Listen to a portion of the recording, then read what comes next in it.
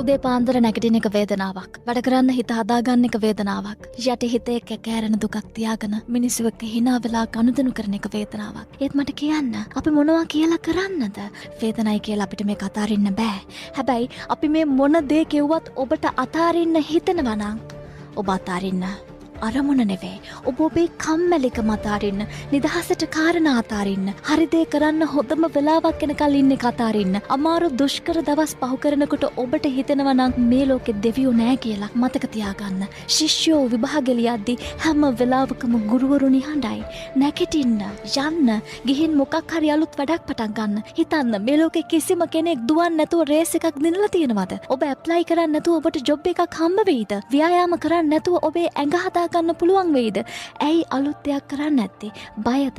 ඔබට හිතෙනවා නම් මේ ලෝකේ හොඳම සොයා ගැනීම ටික දැන් කරලා ඉවරයි. ඔබට මේ ලෝකේ ඉඩක් නැහැ කියලා. ඔබට කියන්න මට සුබ ආරංචියක් තියෙනවා.